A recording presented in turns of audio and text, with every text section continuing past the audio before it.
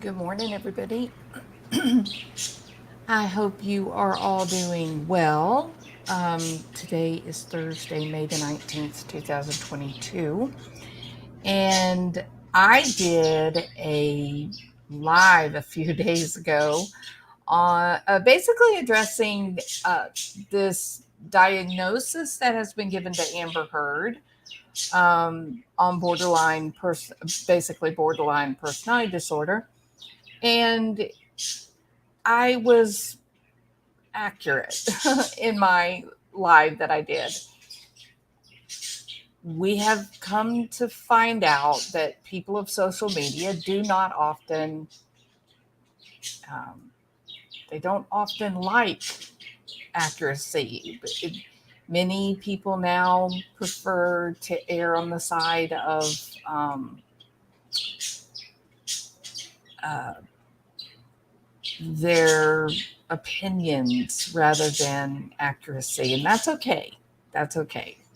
So I wanted to. I'm gonna share a link to a YouTube video that depicts a therapist who is working with a person who has, I guess it sounds like from the interview, long-standing diagnosis of borderline personality disorder, and she's reflecting on how things have changed for her and things have improved through the course of dialectical behavior therapy.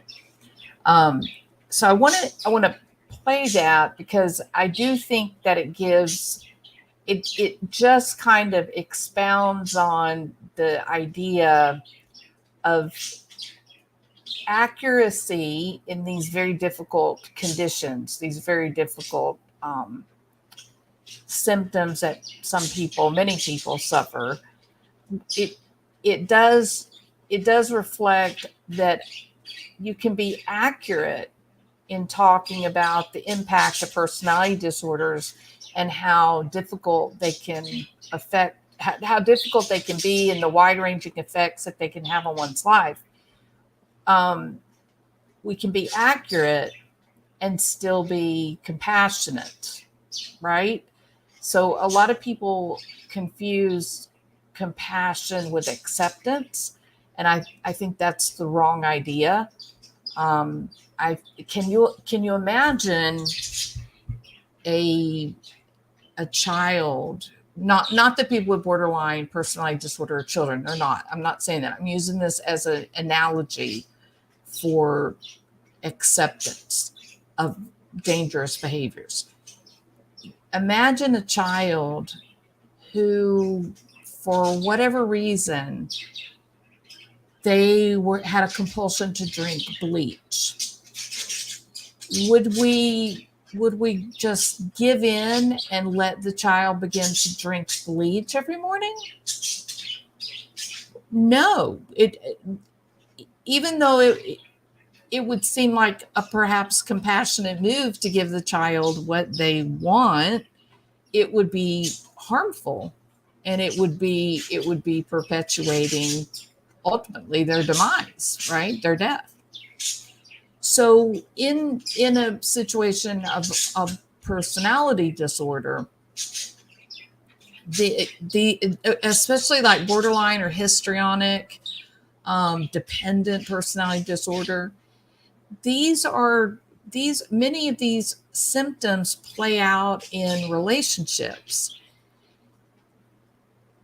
If if the if the maladaptive behaviors are continued, then that person doesn't ever really get to a place where they get to enjoy a fulfilling interpersonal relationship. And I think, we've really been focused on this Johnny Depp Amber Heard drama that's played out in real life.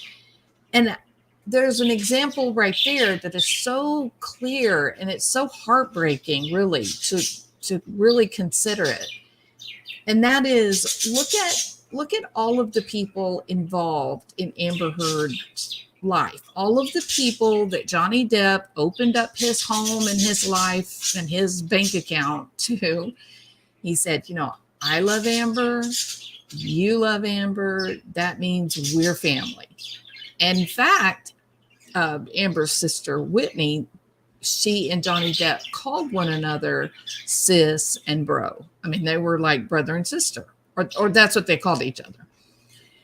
So you had Rocky, you had her husband or partner, you had Io's partner, the makeup artist, the young lady that talks like a valley girl, the Kardashian girl, can't think of her name, Raz or Nars, I think was her last name. You had this group of friends that were, they were more like family than just a general friendship group, right? They were spending their holidays together. They were living together. Even in the case of Whitney, she had open and direct access to Amber Heard and Johnny Depp's penthouse. They all had adjoining doors, so they were all living like in the same apartment. Think about how close they were. And Isaac, another one. Think about how close they all were, how much time they all spent together for multiple years. And now none of them speak to one another. They do not speak to one another. And the relationships, the marriages that were intact during this period of time have resulted in divorce. None of them talk to each other, nor do they speak to Amber. Now, why is that? What is that? It's like you had this family and a new explosion went off by way of, social interaction. Something tore this group apart in a dramatic fashion. Now, if you notice when they're testifying, giving their depositions, if you noticed how they all seem tight-lipped, they seem like just getting words out is painful. Maybe they don't want to say what they're saying. Did you notice that?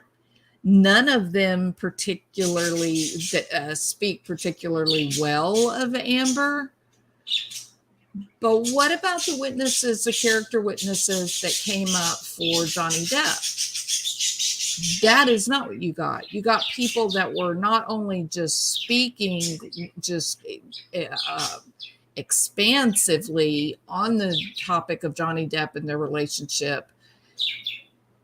They wept because Johnny Depp was so sad that he had been so badly hurt by the games that Amber had played. You saw people up on the stand that came to his defense. They were trying to protect him. His sister had a really protective stance, right? So the contrast is so dramatic. It's so different, isn't it? And now we have this woman, Jennifer Howell. She established a business, Arts for the Elysium, that provides art activities for kids that are in hospitals and services and whatnot. You have people associated with it like James Franco and Amber Heard. I mean, there's others, but those jumped out, right? It is very interesting because there has now been a document, a sworn statement by Ms. Howell that says, and she was under oath, and she says that Whitney showed up at her house and said, I have to leave. Amber is going to kill me. She is beating me, and I can't stand this anymore.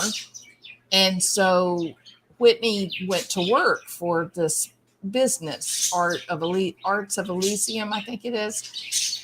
And she became friends with Howell and some of the others that worked in the office.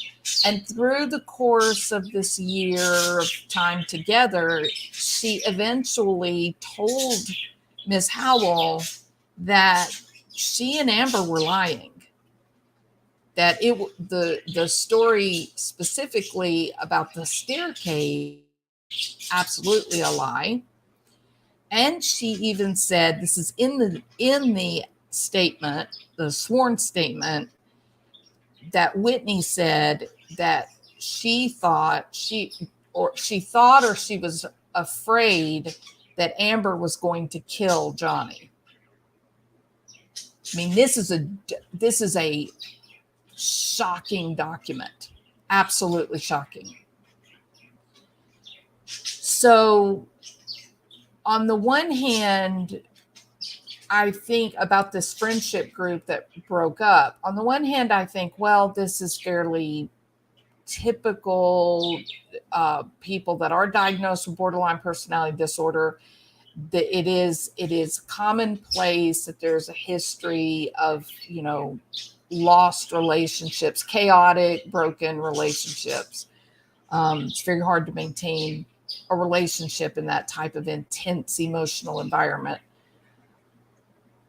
But on the other hand, the manner in which they all speak and the fact that all of these relationships self-destructed, the marriages are down the tubes, all of it, everything that was built around Amber has imploded.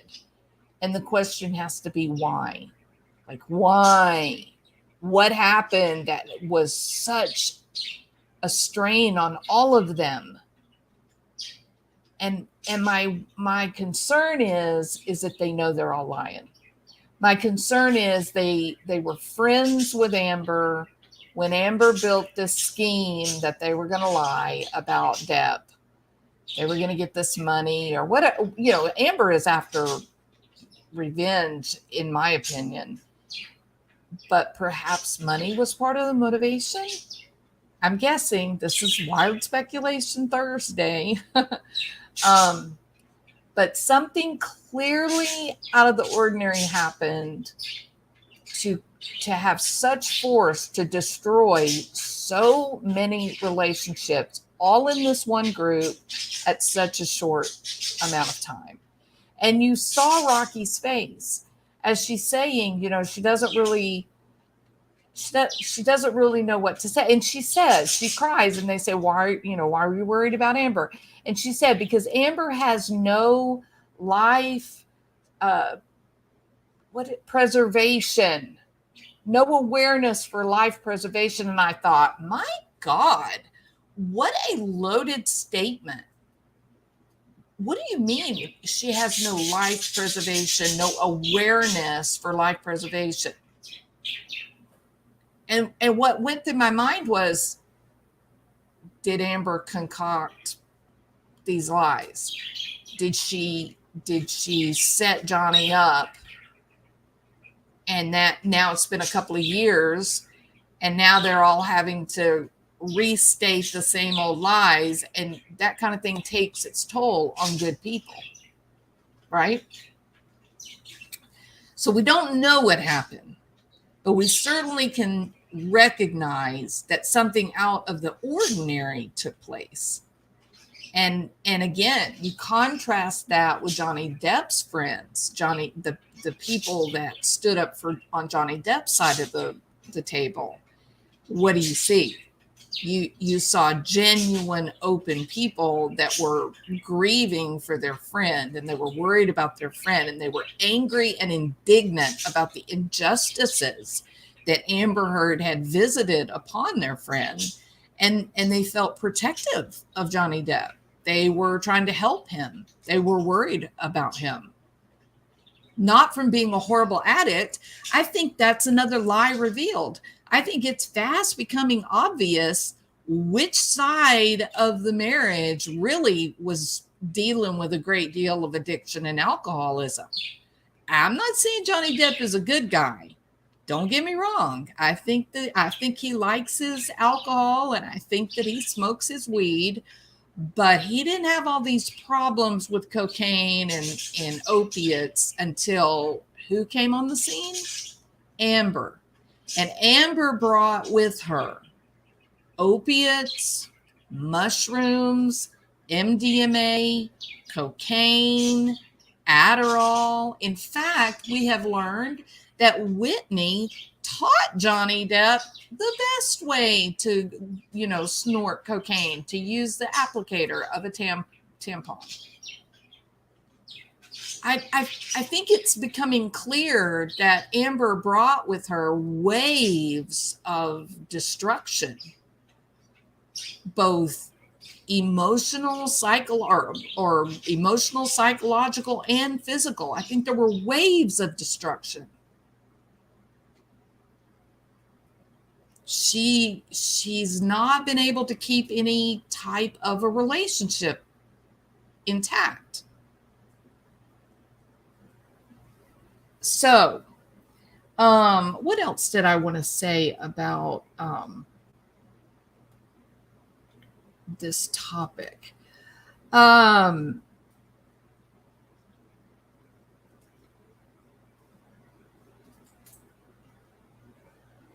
So Whitney makes a statement that she has grown up her whole life being beaten. That first it was her father, and now it is Amber. And we have to remember that Amber adores her father.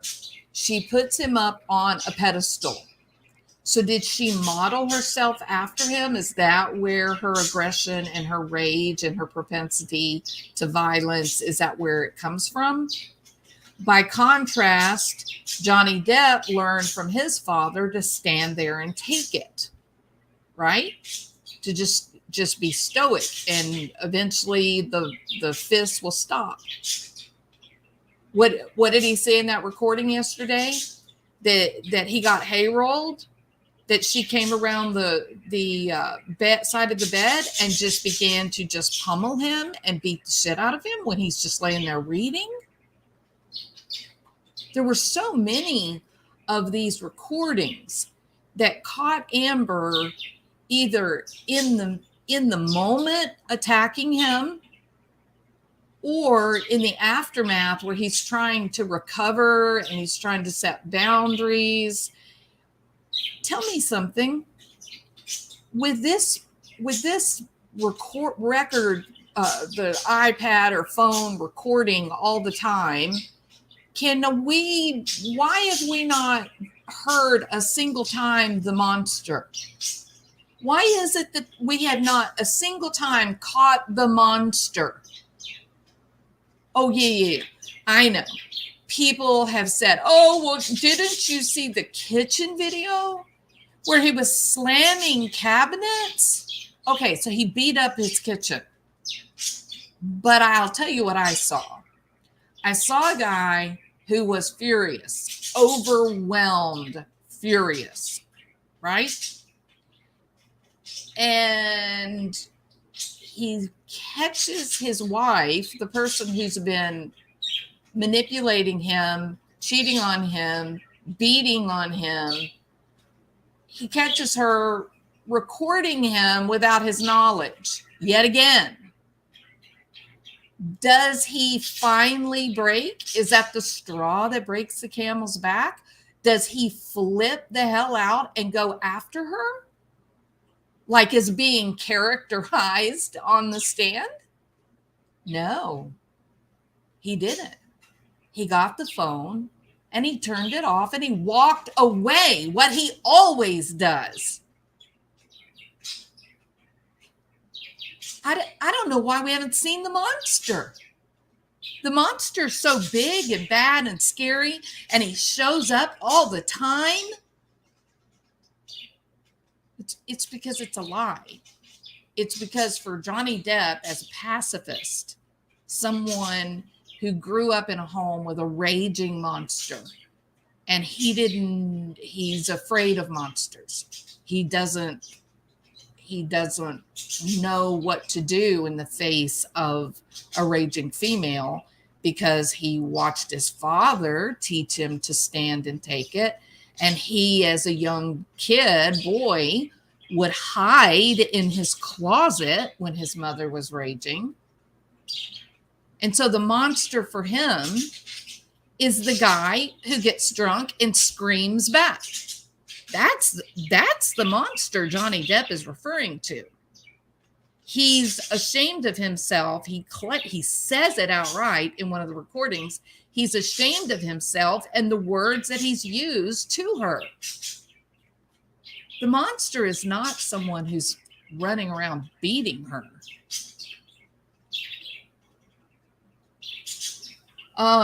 We heard on the stand yesterday from Whitney a profoundly apparent. Well, it was a light shown on an absolute lie. What was that? Well, we've heard subtle differences from Amber in her story about what happened at the top of the stairs, right?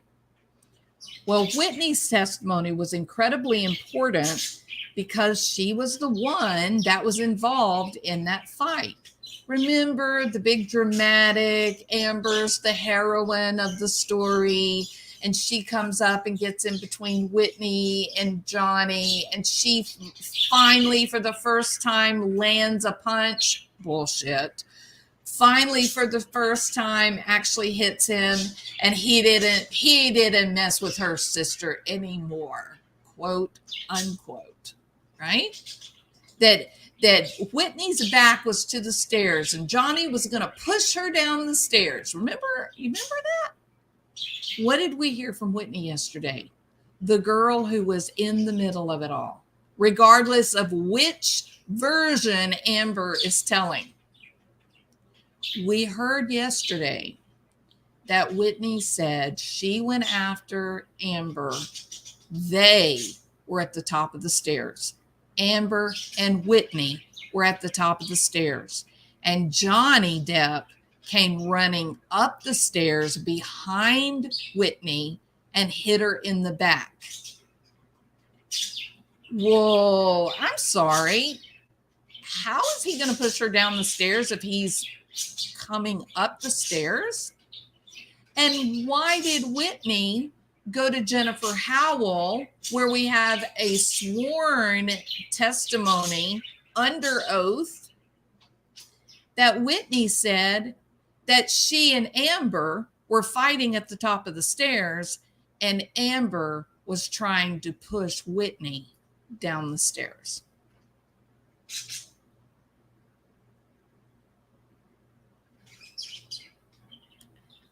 It is a mess and a half. So I think, it's going to be very interesting to listen to closing arguments to see how Johnny Depp's team draws all this together. It was very interesting yesterday that this Jennifer Howell, who basically has a nuclear weapon that is going to blow Amber Heard's case to smithereens. What are they waiting to present her during their redirect? Whitney did say, I met Jennifer Howell. I went to work for Arch for Elysium. I was there for a certain time. And then they said, no more questions. Dropped it. And everybody was like, oh, what? What about the deposition? What about her sworn testimony? So is it going to be presented later? Or did Johnny Depp say, you know what? Leave Whitney alone. She's already getting beat up every day by her sister. Leave her alone. Don't do this to her. I don't know. So we'll see. It is incredibly interesting.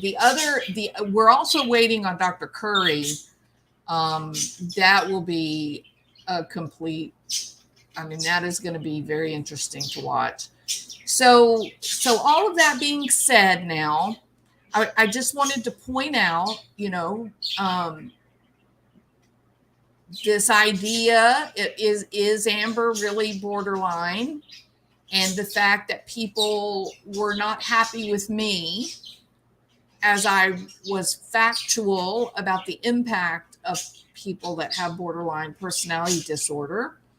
I've never said that they couldn't get better. I've never said that they couldn't get therapy. We know dialectical behavior therapy is very, very helpful for people that want to get the help. But I'm not going to shy away from reality. And the reality is that people that are struggling with the symptoms of borderline personality disorder, they understand that they are in pain. They understand that they struggle to manage and understand the world, and they understand that they are manipulative and that they hurt other people. If they're legitimately trying to get better, they can acknowledge that about their behavior. It's a bit like alcoholism, right? Hi, my name is Jules of Thought. I'm an alcoholic. You have to be able to stand up and own it. And once you start owning it, then things can improve. And I think that that's a difficult step for a lot of people with personality disorders, is having the courage to say, okay, I'm willing to accept this. I think this is a fair description of my history and my safety behaviors that I engage in. And I want to be better. I want to do better. I want to have relationships that are authentic and are supportive and loving and kind. I don't want to manipulate people anymore. I want a real friendship.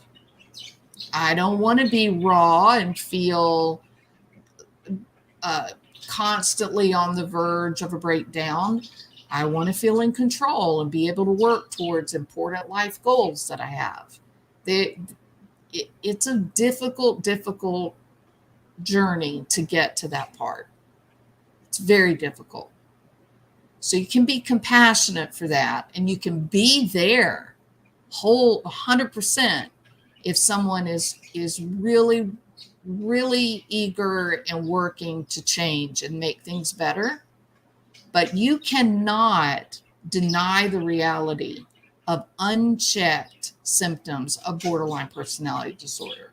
That is not compassionate. That is enabling. That is not being caring and supportive. That is being victimized. So we can be accurate and compassionate at the same time. And one of the first steps is not all borderline, not all personality disorders are created equally. And although you yourself may have that particular condition, it doesn't mean that someone is saying that you're just like Amber Heard. You're not. The constellation of behaviors are different in each person. So don't make it about you. This thing with Amber Heard and her diagnosis that Dr. Curry put out on the stand, that is not about what you're dealing with. That this is 100% about the forensic assessment that was done and what we're witnessing with these depositions and witnesses on the stand, and how it more and more every day it looks like there may have even been a conspiracy to set Johnny Depp up. And the level of gaslighting that the jury is getting, Amber Heard gaslighted the jury 100%. Look at the difference between the relationships with Johnny Depp and his team and Amber Heard and her team, her attorneys. Look at their demeanor. Authenticity. Be willing to accept authenticity. I think Amber Heard continues to manipulate and try to use fear and threats against her team. I think it's a hell hole when they end up going into a meeting together. On the other side, I think we've got Johnny Depp saying, hey guys, ask me what you need to know, but you're the professionals and I'm going to trust you and do whatever you tell me to do 100% of the way. All right. So let me share this. Okay. So the young woman on this left side, on your left, she is the person that is diagnosed with borderline personality disorder, and the woman on the right is a psychologist who is treating her. This is from a YouTube channel, so I'm not going to obviously steal her content, okay?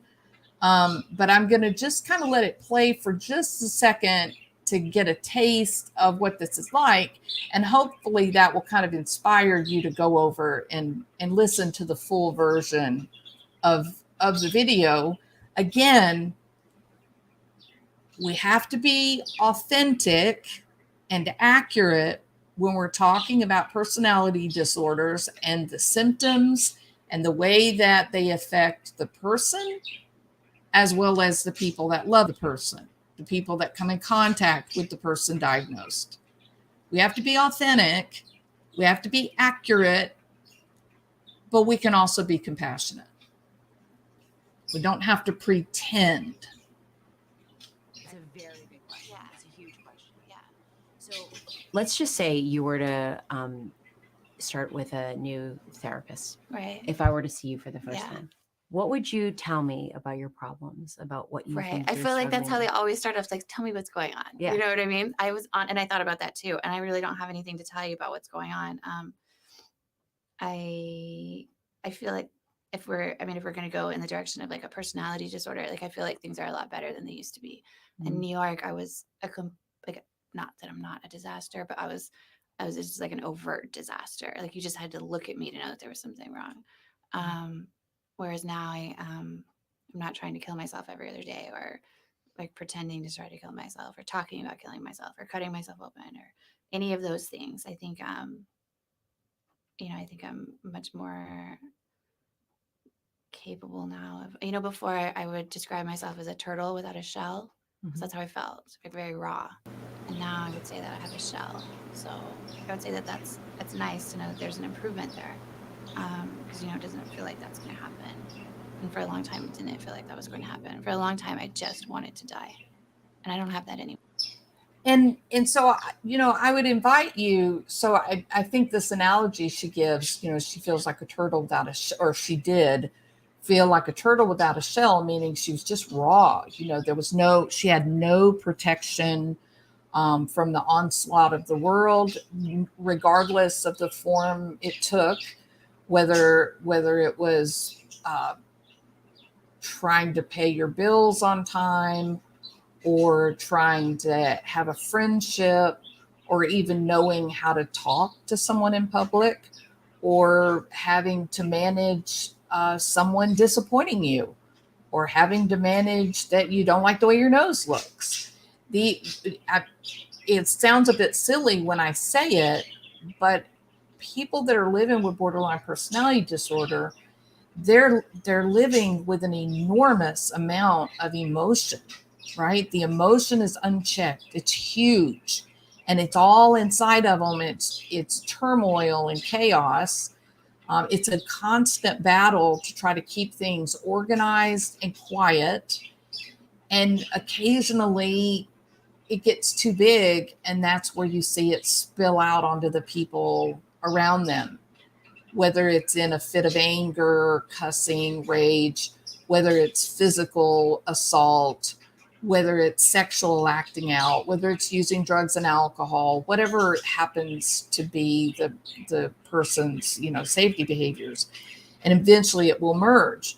So this woman is saying, she's been going through this process of dialectical behavior therapy where you come in contact with your emotions, you learn about them, and then you learn skills how to keep them in check, keep them smaller, and learning how to analyze your behavior, walking it back to the point that you could have made a better or different decision.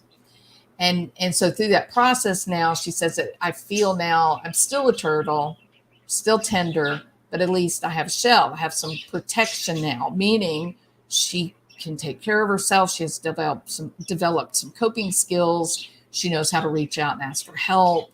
She's got a group of people that have surrounded her now that are aware of her condition and know better how to talk with her when she is in the middle of a breakdown. Now, this is not a simple problem. This isn't like, oh, well, it's just a personality disorder. It's not really, mental illness. It's not really a mental health problem. No, it is a mental health problem. She's been living in a condition where she felt like she had no protection, and she would go through each day feeling like and acting out on this feeling that she wants to die. That sounds serious to me, really serious. Not the kind of thing that you placate, not the kind of thing that you say, oh, borderline personality disorder, that's just a stigmatizing label. It doesn't really mean anything. No, it does mean something. It means that someone really needs someone to step up and love them and get them into treatment. That dialectical behavior therapy, a treatment that will work, the proper medications that a psychiatrist will give. That's what it means. You're not going to placate this away. It requires a new lifestyle. It requires the acquisition of different skills and habits. It just escalated everything that was pre-existing, and you felt pretty out of control. Definitely. Yeah. So if he passed in 2010, you moved to LA in 2015, and what you keep saying is, in the last few years, I've been a lot better. What do you mean by a lot better? Not being in New York probably helped because there was just sort of this chaotic situation, and but when I moved to LA, like everything was a mess. Like I didn't have the ability to regurgitate in my brain everything that I had done wrong. I just had to like move forward. And so, and probably like the new environment as well, like the new setting and just not knowing anybody, and just having to get back on my feet again, and literally and figuratively, and just sort of like trying to get ahead again, I guess. I didn't have the opportunity to feel sorry for myself or to think about everything that had happened. Or I would fantasize. I said this before, like I would fantasize about things that I would do differently. Like that was something that I would just like, it made me feel better. Like I would be in bed at night but it wouldn't have been with like my father. It would have been like early on. Like I would be, if I could be who I am right now and just be like a baby, you know what I mean? And just be like this adult in like this baby's body. And I just would have like just gotten through everything when I was a kid. And I just would have done as well as I possibly could have in school. And I just would have gotten the fuck away from my mom as soon as I possibly could. And I would have known to like communicate with my father better and all of these things. So that would I would fantasize about that. But again, I've stopped doing that. So that's good. That's progress. Okay. So this little section, it reflects that she was living probably with a narcissistic mother who was inflicting a great deal of, manipulation, physical assault, whatever. And it interfered with her ability to manage and trust human beings. And that grows into adulthood if there's not some intervention. So I hope that you will, if you're interested in the topic, if you're mad at me,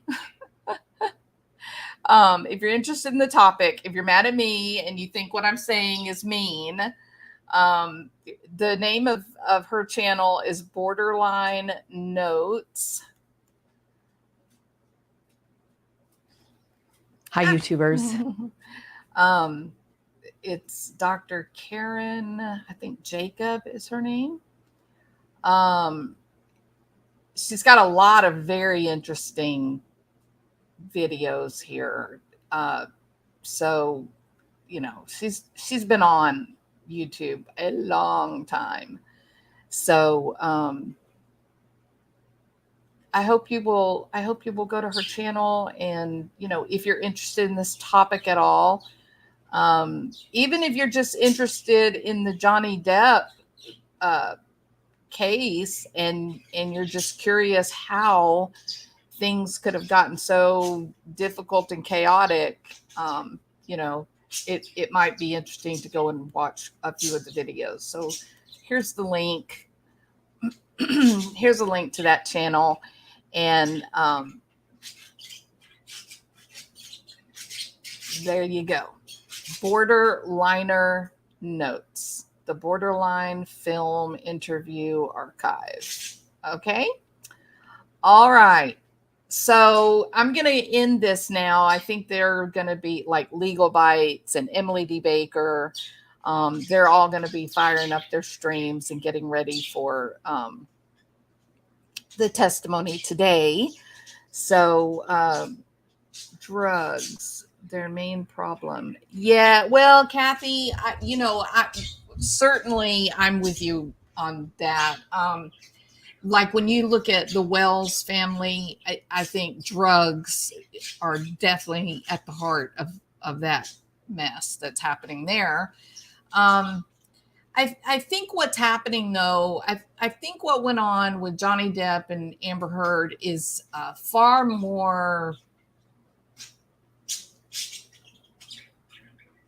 I think it's far more internal. I think the drugs that you're seeing are self-medication in this case, right? I think there's a reason that they're taking the level of drugs and the amount of alcohol that they're taking. I think Whitney's testimony really shed a lot of light on just how bad Amber and Whitney were treated by their father growing up. And I think just like we hear from this young woman here on Borderliner Notes, I think it's impossible to imagine that you grow up in a home where your father is beating you consistently, and then the beatings are so regular. And we hear Amber later on arguing with Johnny, saying, why can't we have a regular argument? We used to be able to argue. Now we can't argue at all. And he's going, yeah, but because you don't argue, you hit. Well, I know, but we could find a solution if we could talk. No, I'm not going to talk because you're hitting me. Like he seems so confused why she doesn't get it. On the other hand, I'm listening to her and I'm thinking, for her, this fight and this desperation, this is love. This characterizes the home she grew up in, where her mom and dad were together. They stayed married.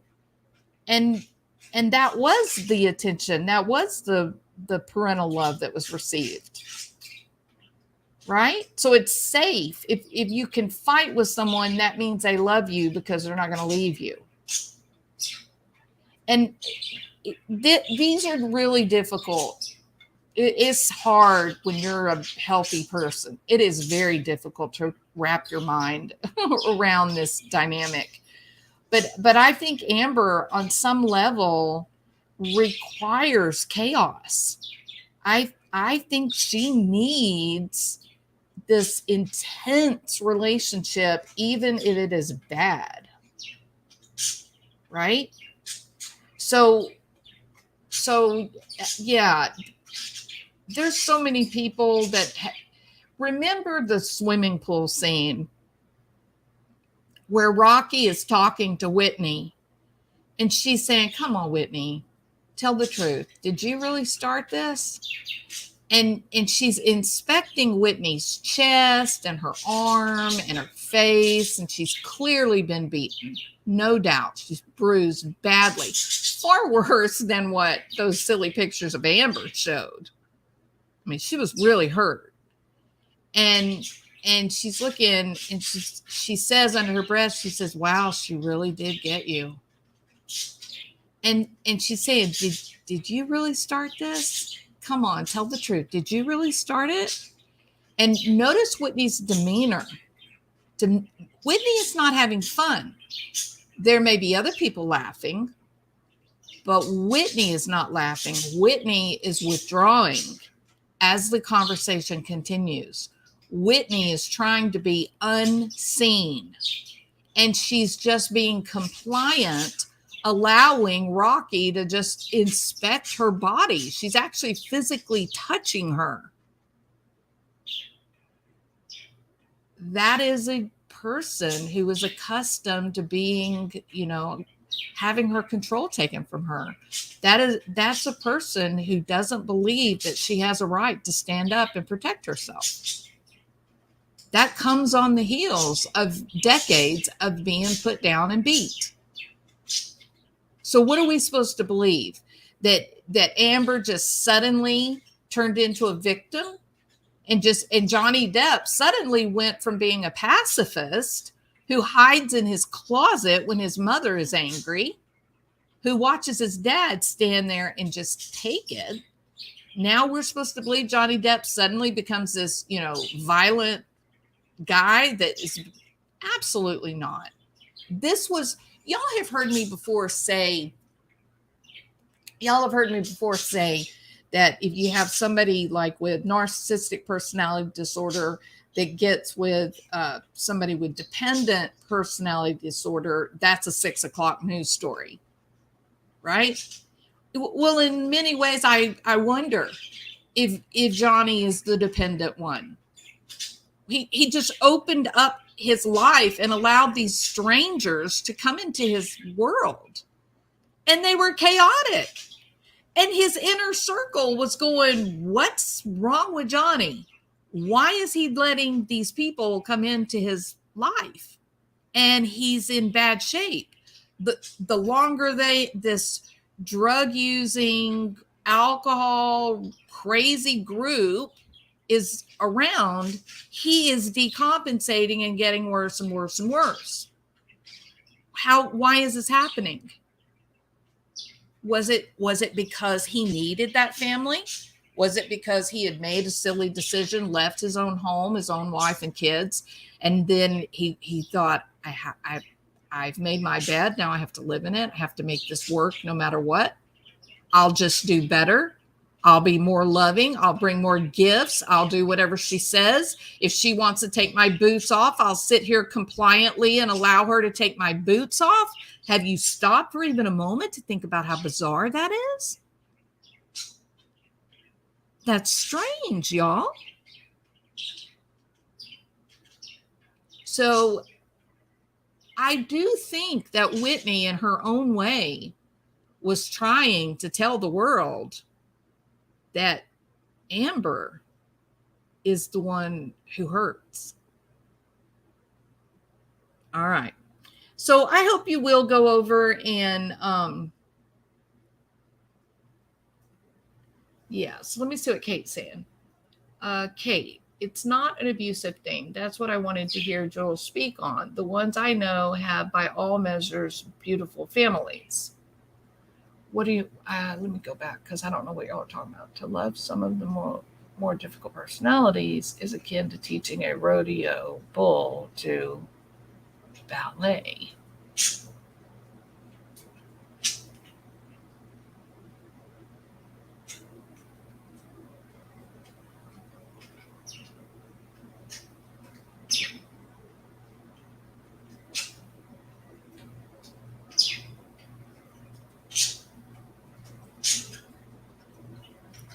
speak on the development of borderline personality disorder, where it comes from. It's a form disorder. It's not born.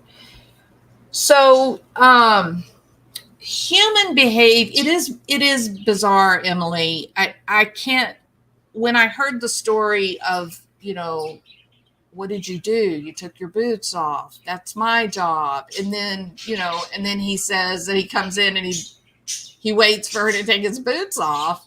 I'm thinking, this is going above and beyond, except, loving behavior. It's somewhat controlling. Maybe initially it was loving because it seemed to be, a shared activity. But for him to come in and just take his boots off like a normal human being and her get really upset. And he said she did get very notably upset. And it struck him as strange. I mean, he recognized, hey, this is different. What is happening? Part of that, I think she was love bombing, right? I think she was still, and she was doing weird things. Somebody called her a Stepford wife. Who called her a Stepford wife?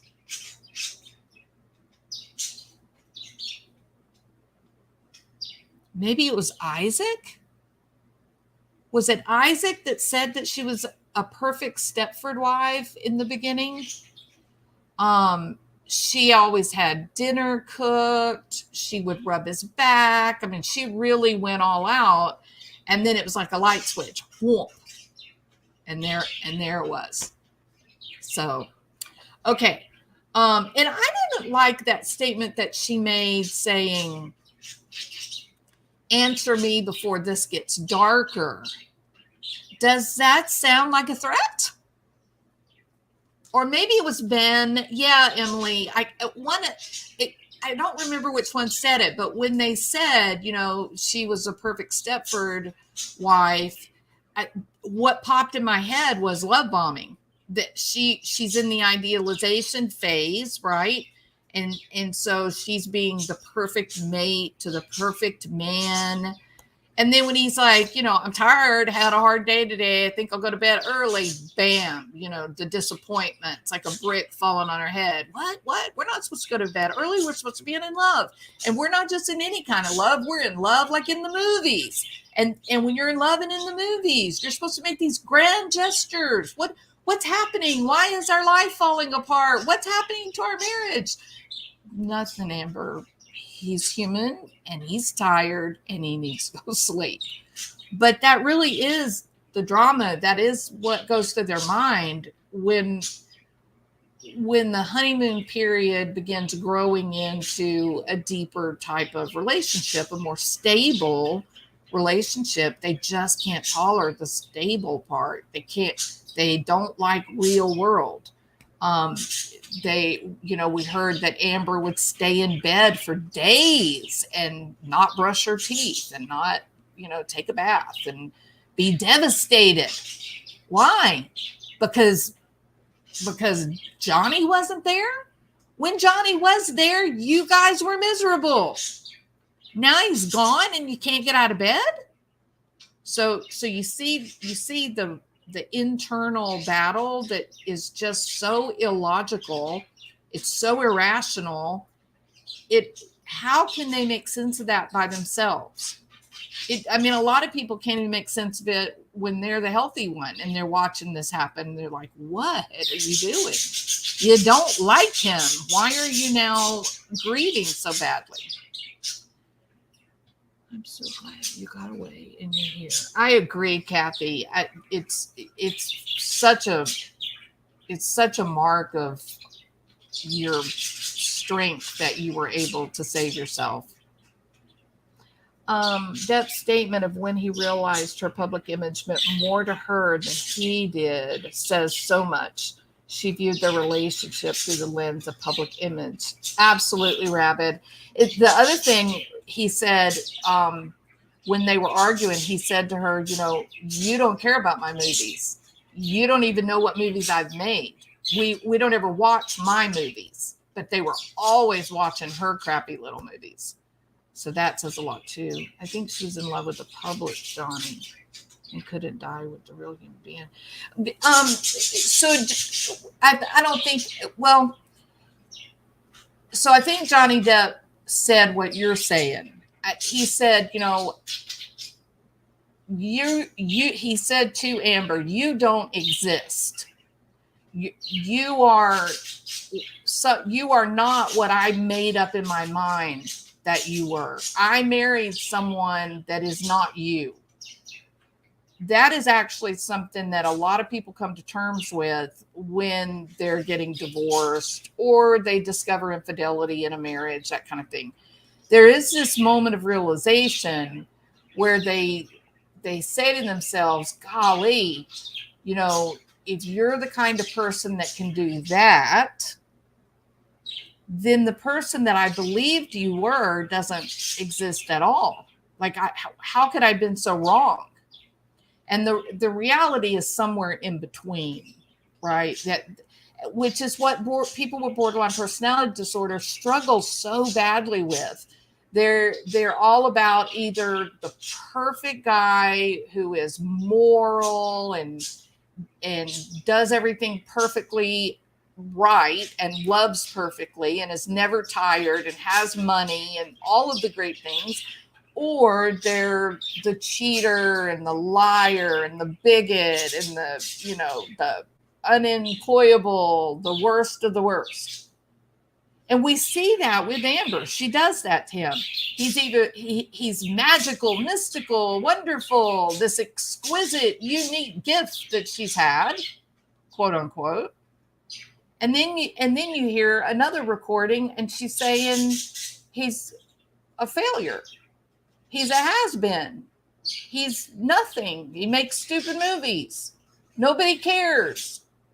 And I'm going, Amber, he's probably one of the most successful living actors in the world.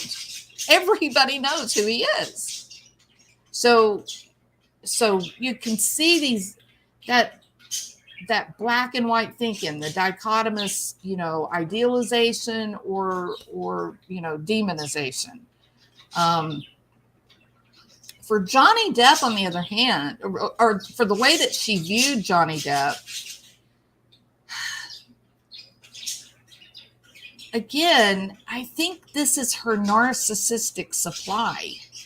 I think her choices between him and Elon Musk and Franco, that shows more that she's fame hungry than that there's a certain personality style that she likes, because the three of them couldn't be more similar or, more different, right? There's nothing similar about the three of them at all. Zero. So I think that marrying Johnny Depp or Elon or James Franco or Jason Momoa or Kevin Costner, that was just another stepping stone. That was just another make Amber famous.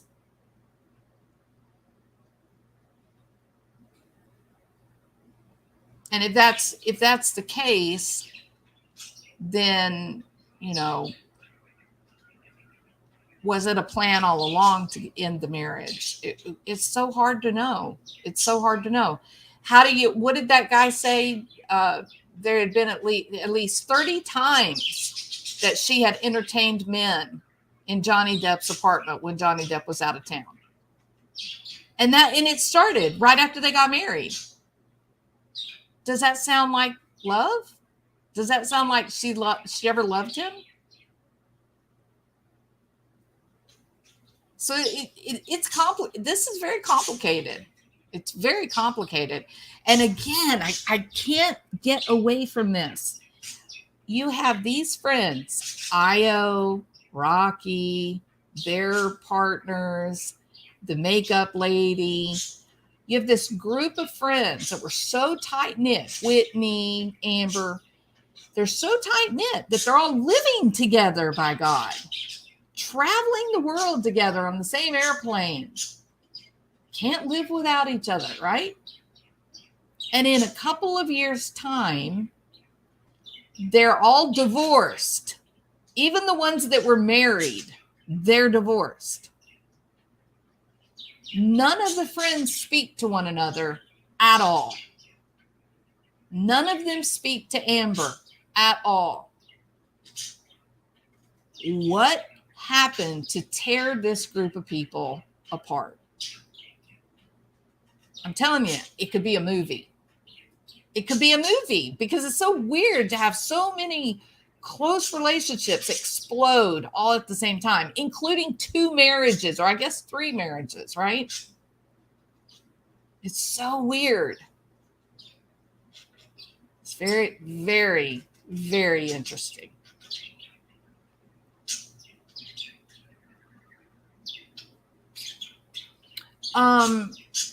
Amber is a narcissist, but most are not educated to the fact narcissists attract each other. Johnny could be a covert narcissist. Read up on that. I'll read up on that, Denise. Thank you.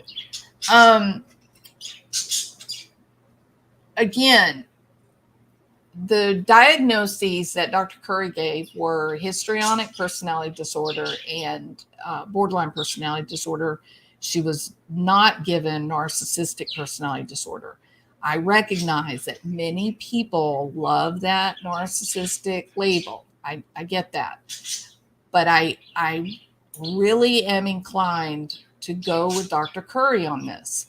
I think that this borderline condition people do not understand it well enough to understand how insidious and far-reaching it can be in its destruction. The attraction to chaos is part of that. Now, can there be a borderline personality disorder with narcissistic features? Absolutely. And all that means is that she does satisfy the diagnostic criteria for borderline, but maybe only has 1 or 2 of the criterion for narcissism or antisocial or whatever. I happen to think that her behavior has reflected some real antisocial traits. What do you think, Rabbit? I think, how do you get your license suspended when you're 16 years old? How is it you drop out of school before you ever make it to, high school? No, I'm kidding, but just about high school, right? She had 2 arrests before she was 17. She got a movie role in Friday Night Lights and lied. She was 16. She told them that she was 18 and lied on all of her forms, which could have gotten the movie company, the film producer, in a great deal of trouble. So there's that long-standing conduct disorder that you have to have before you give the antisocial, right? So I do think that there's definitely some signs of sociopathy.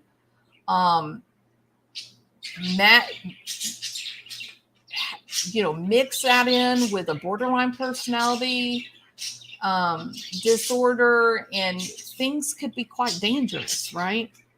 And I'm going to tell you why I disagree with this, that Johnny Depp was as culpable as Amber Heard. I will disagree with you on that.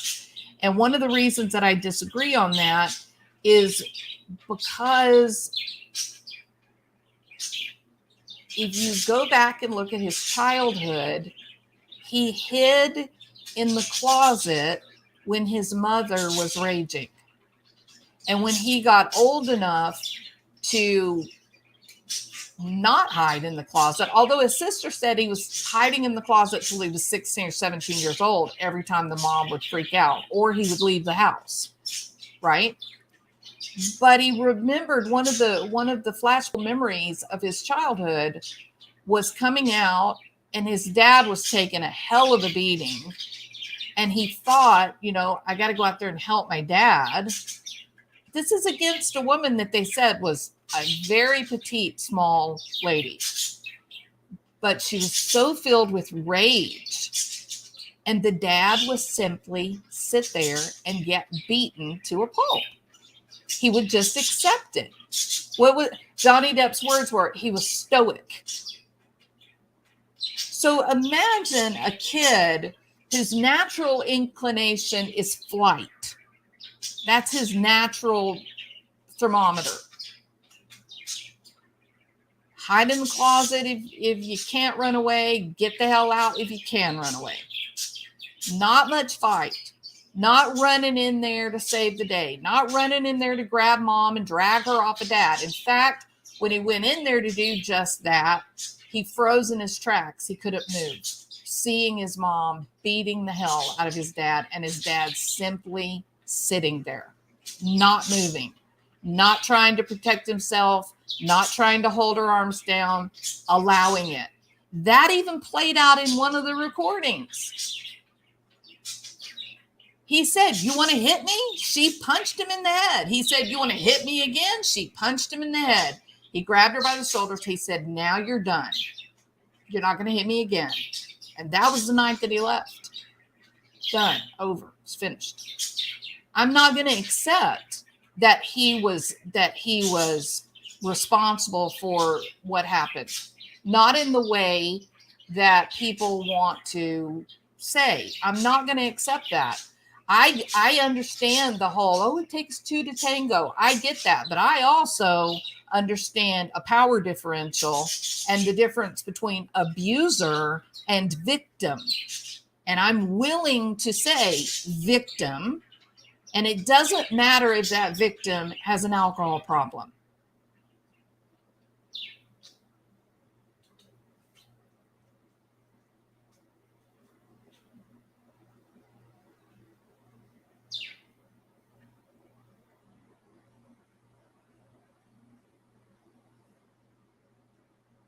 I'm reading. Hold on.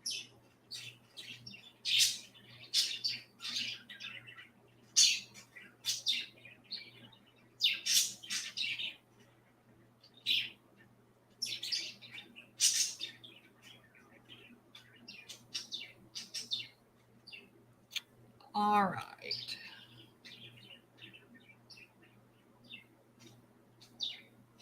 Yeah, absolutely, Emily. But in some ways, this was the formation of the borderline, let me say it this way. Amber becoming Amber, the one that we've come to know through the witnesses and her own testimony and her own behavior in recordings and whatnot. Even though for me and you, it looks really maladaptive, right? It looks very unhealthy. And in fact, it pretty much has been. It's destroyed her life and Johnny Depp's life to some extent. Although he had a hand in destroying his life too. But definitely, her actions have ruined her chance of being, famous star like she wanted. Wasn't it also, didn't these behaviors save her in childhood? If she was living in a house with a man that was beating on her all the time, mom was just checked out, wasn't able to attend and help at all, didn't it save her on some level to be able to detach emotionally, to be able to invent schemes where her dad was her king? And I think we learned yesterday Whitney is definitely the scapegoat in the family. Doesn't, so I resist the urge. To look at this situation and say it takes two to tango. Are you willing? Here's the question, Kathy. Are you willing to look at the O.J. Simpson situation or the Chris Watts situation and say it takes two to tango? Are you willing to say that Chris Watts was a victim? Of course not. That's silly. His daughters didn't do anything to him. They didn't deserve what they got. And I don't even think his wife did. I think they were just a real mismatch, right? Are you willing to look at the situation with Barry Morphew and Suzanne and say Barry Morphew is a victim? Absolutely not. No way, no how. So just because this is Johnny Depp, just because he's the guy, just because he's older, that doesn't mean that he is not victimized and abused. I wish that Whitney, if what she said to Jennifer Howell, if that is true, and she did make the statement under oath, if that is true, I wish that Whitney would find the courage to go to the police station and file charges against Amber Heard for violence, for assault. That would go a long way to help Whitney heal from what she's experienced. What about Rocky? Rocky got hit. Rocky was hit. Who that has had a relationship with Amber has not gotten hit? You compare that to Johnny Depp, no one else has an outcry against Johnny Depp for violence except Amber. Nobody else. Even people that said, oh yeah, he threw bottles. Okay, a lot of people throw things when they're mad. A lot of people slam doors and slam kitchen cabinets. A lot. That doesn't mean you're willing to beat a human being or kick a dog.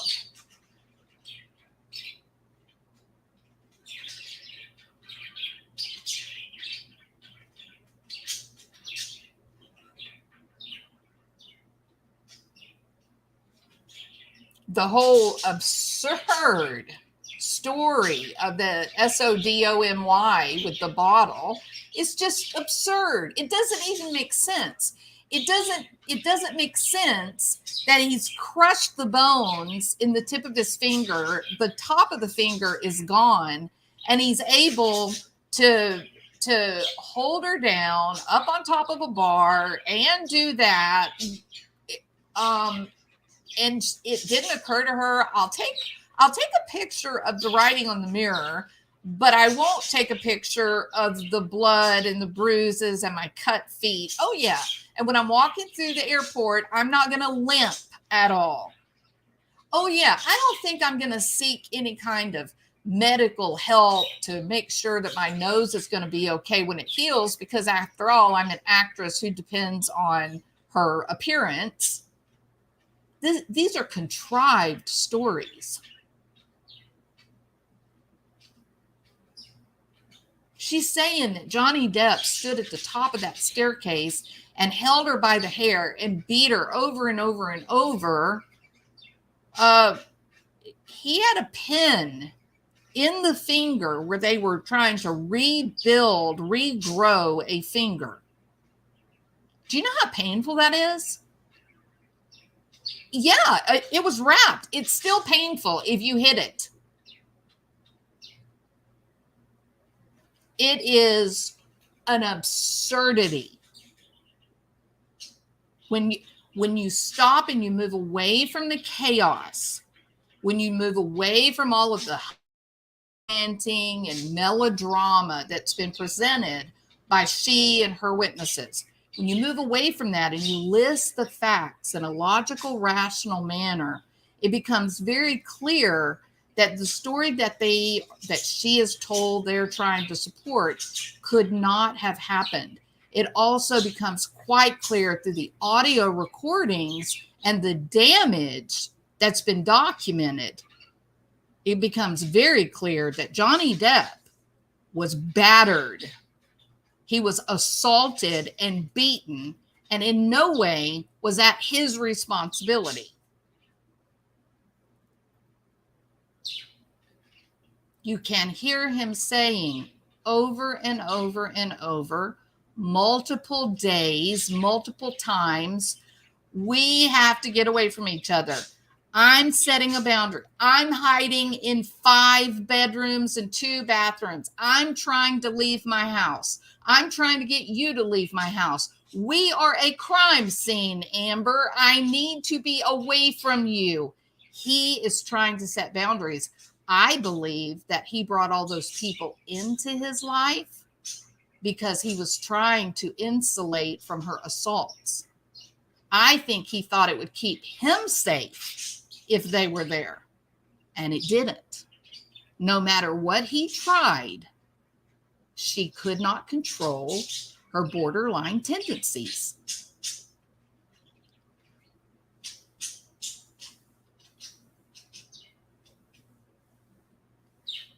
All right. I am done. They are going to be getting started. Oh, they may be already started at this point. So, yep, I'm going to watch Emily D. Baker today. I've been watching Legal Bites most days, but I'm going to watch Emily Baker today. Did anyone notice the bruising is on her right side? If Johnny were really punching her, the bruises would be on her left side. Well, sure, but they'll always be like an excuse for that, right? Just like the excuse. How many different versions has she told about how Johnny Depp lost his finger? How many different versions? Her voice coach, or her acting coach, killed her on the stand by saying, "Oh yeah, she said he cut it with a bottle." Okay, Amber, what'd you do? Cut it with a bottle, with a non-existent phone that doesn't hang on the wall. Like how did it happen? It's just hogwash. Hogwash. So many versions. Absolutely, Emily. And they're not variations. I don't get too caught up when the small details are different, because that can happen with the way we, form memory. But there's a huge difference between a bottle, a knife, and a telephone. Huge difference.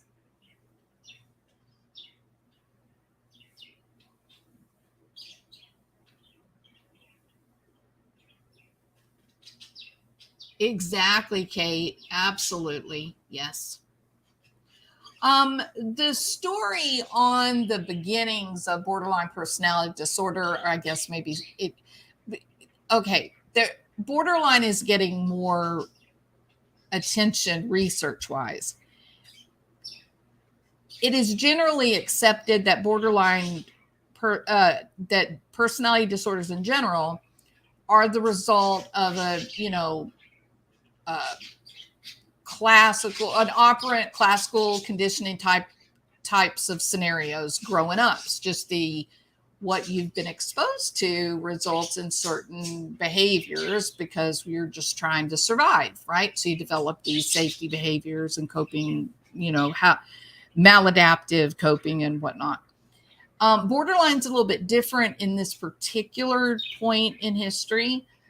It is getting a lot of attention. Research-wise, there are some who have made the case that perhaps it is connected, and these are the neurologists, perhaps it is aligned with bipolar in some way. Perhaps bipolar is existing on a spectrum, and borderline might be somewhere in that milieu of symptoms. I'm not sure I buy that because it's so pervasive rather than being cyclical. The general belief is that people with borderline personality disorders have grown up in homes with overpowering, overwhelming maternal or matriarchal figures. That there's very high demand in parenting style with low support, that it's an insecure attachment scenario, and that the person with borderline, there's a multi-process, developmentally multi-system process that is going wrong as they're aging. And one is that they almost develop kind of a reactive attachment situation with love or kindness, friendships. They don't know how to manage the positive feelings, although all emotions are very big. The most comfortable emotion that they have is one of anger or anxiety. And then the second system is one of identity, where they're not really sure who they are, but because of that matriarchal influence, they're constantly striving for approval that never comes. So they're constantly striving for approval and never comes. And because they don't get that, they can't find satisfaction in nurturing relationships. They never fully form an ideal self. I'm quite Adlerian in my theoretical orientation. And I do believe that we have an idealized self in our mind, and then we have our practical, everyday, real self, authentic self. And the closer your day-to-day identity is to your idealized identity, the healthier you are. So what do you do if that's an accurate description of the human condition by Adler? Then what do you do if you've never really formed an idealized self? Then how do you know how do you know what you're working toward? Well, in that case, then you're looking outward to idealized people that you think would be what you would want to be. But then that sets you up for great disappointment, and it's very complicated. All right. Oh, wow. The anxiety. Also, there was this pattern, a build up, that crescendo every 2 weeks to the peak crisis. Yeah. The crisis and chaos is the name of the game in borderline personality disorder. It's not contrived, right? They're not, well, sometimes it's contrived, but they're highly manipulative. But they also experience a great deal of negative emotion. It's very, few people want to be in a relationship with someone with borderline personality disorder, and nobody wants to have borderline personality disorder because it is uncomfortable. People are very,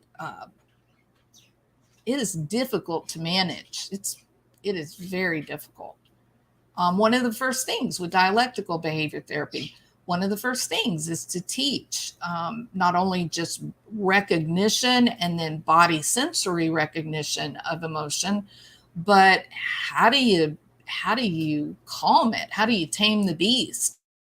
Take that very large, fiery emotion and turn it down to something manageable. And so there's a great deal of time that's spent on mindfulness types of activities, providing behavioral interventions to get people to begin exercising daily, get some time in the sunshine, things that are going to naturally bring down their state anxiety, because trait anxiety is so high. It's a long process. You're basically teaching them how to be a non-abused person, right? So I do hope after all this, I hope Johnny Depp is in therapy with, a very good psychologist. What's actually kind of sad is that I honestly don't think she's anywhere near as horrible a person as she is unintentionally portraying herself as. Broken and unrequited love can really mess you up. Well, I get what you're saying, 100%. I'm with you.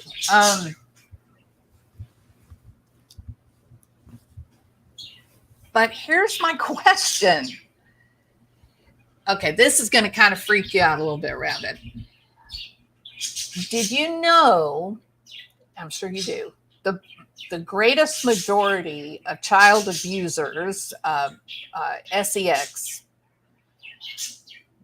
that they are people that are unable to form healthy relationships with their peers. They can't have a love relationship. They struggle with friendships. They just can't, for whatever reason, they're socially awkward, fearful, anxiety, whatever the reason is, they just can't, right? And they're very lonely, but they will say that, they've always been comfortable around children. They've always been able to, have fun with the kids. There's Michael Jackson. There you go. Exactly. So my question to you is,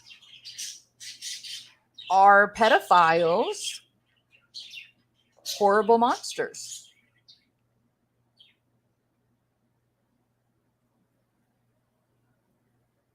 It just because we understand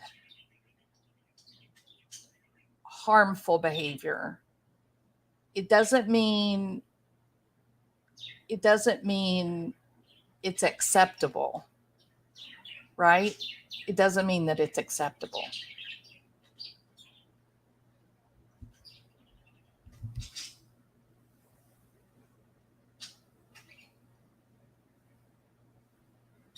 Absolutely, yin yang, 100%. So there are very good medications, mood stabilizers, can help to keep the emotions a bit less reactive. And that then means that the person that's diagnosed is a little bit more available for the process of therapy. And they can, if they get into dialectical behavior therapy with a good therapist, they can definitely improve and feel better. They can definitely make improvements in relating to their peer group, forming interpersonal relationships, love interests, whatnot. It can definitely improve, but it takes commitment. It is not an easy path. It's not an easy path. Yeah, we can explain a lot of it, but it's still damaging, right? It's still damaging. So when we think about Amber Heard and we think, well, she's not really that bad of a person, but she's, causing her own problems. I agree with you. She's in misery. I agree. And here's the reality. If Johnny Depp's career is over, his career is over after a lifetime of amazing success and $350 million in the bank. So I'm going to guess that he's probably going to be able to lick his wounds and get by. He's still got his music. That's really the only thing he's ever really loved. So he's in a fairly good position, even though he's quite disappointed, right? But take Amber Heard, on the other hand. She's new, upcoming. She was really kind of on the verge of breaking out as a major star. And through this chaos and her inability to manage her emotion and be logical and use coping skills so that she didn't destroy her career as she's grieving the loss of this marriage, she's really got nothing now. She should have a few $1 million, but there's no way of knowing if she still has it or if she's blown that to smithereens. You don't know, So it is a shame that this happened. He tried to save her. He tried to tell her, don't do this. This is not the way to go. Just tell people I did not beat you up. That's all we got to do. And let's don't do this. And she's begging him on the phone. I don't have any credibility. How am I going to get my credibility back?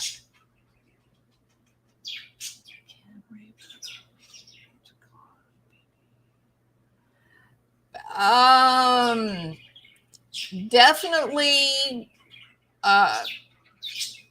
remember, okay, here's how I'm going to answer that question. Remember, there's a wide array of diagnostic criteria, different behaviors that should form together this diagnostic picture, right? But we also have other personality disorders in that share criterion.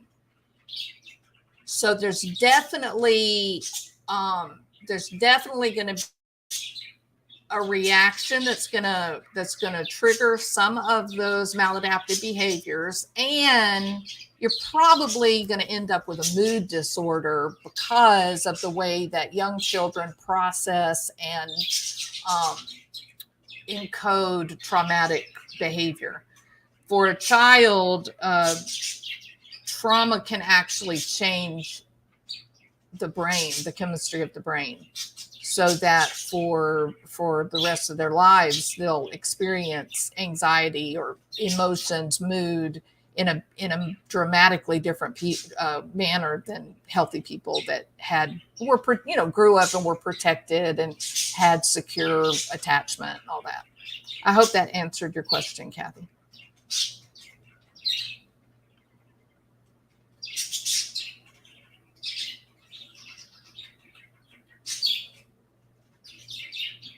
There are a lot of people that are asking about the child and concerned.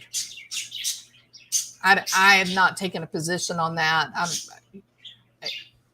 But there's a lot of people that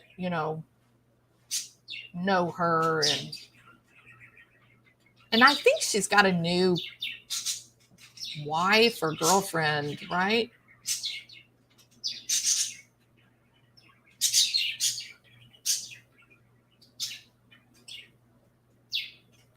I saw somebody the other day, Kate, that made the joke that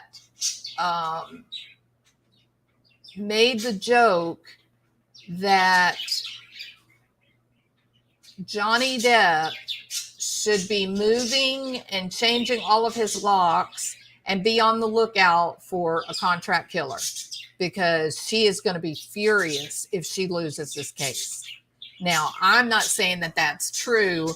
I'm saying I saw that as a joke on Twitter. Somebody said that.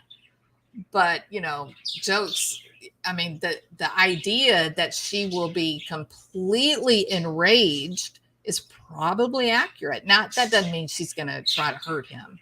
But yeah, she probably is going to break a few things, There's another parent in the mix as well. Good morning. I'm playing catch up.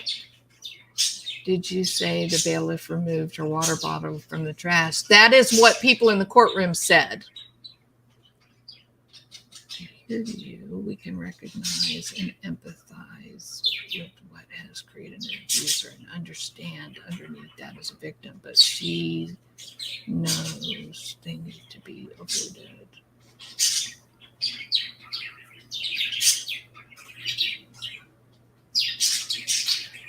I think it will be I think she's already, I think she's, I think that may be why she got the baby. I think she was struggling and she was hurt and she was feeling a lack of connection to human beings. And she thought, well, I'll get a baby, but I won't have one, but I'll get one. I hope that she's able to attach with the child. It's good for everybody if she's getting healthy and doing better,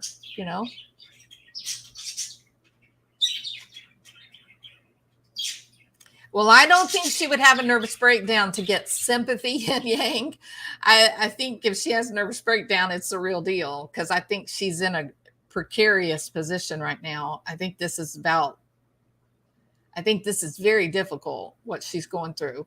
I mean, you got to imagine, what did it take for her to know that things were going so badly, and her only recourse was simply to get up on the stand and pretend to be Camille Vasquez. She couldn't even allow herself to think, if I do this, I'm going to look foolish. She couldn't get there. She just couldn't allow herself to do that. So yeah, there was another good example, public example of just abject mirroring. It was fascinating.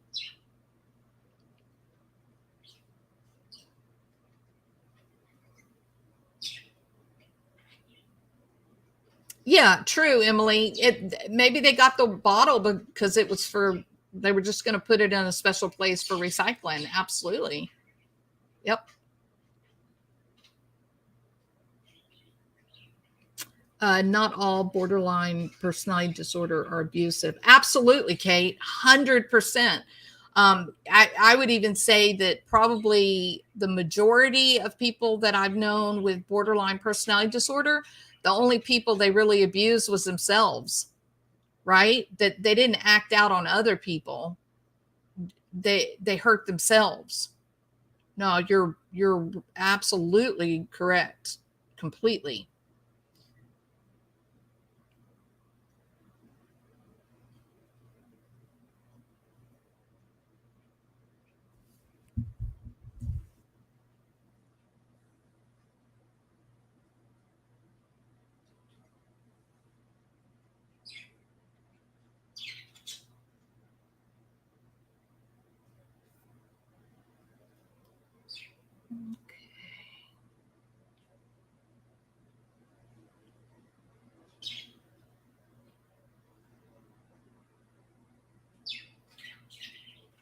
I'm not sure what you're saying here. You said many borderline act into. Are you talking about dissociating? They do have a lot. There's a high propensity toward dissociation or compartmentalizing for sure, which is what you saw. It possibly. That may have been what we were seeing in action when she was on the stand during cross. She was completely compartmentalizing. She convinced herself she was somewhere else, someone else, not what she had witnessed the day before.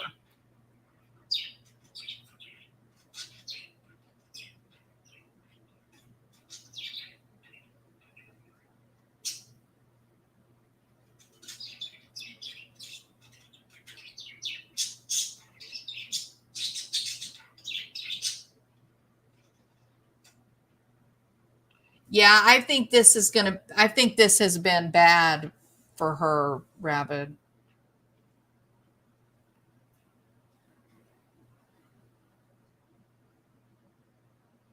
Oh yeah, they turn their anger inward. Yes. Yeah. Which is where the cutting and whatnot comes from. Okay, so third time I've said I'm going to end this live, and now I really am. Okay, thank y'all so much for being here. I appreciate it. And I'll be watching today. Like I said, I'm going to watch on Emily D. Baker for today, and we'll see what transpires. So.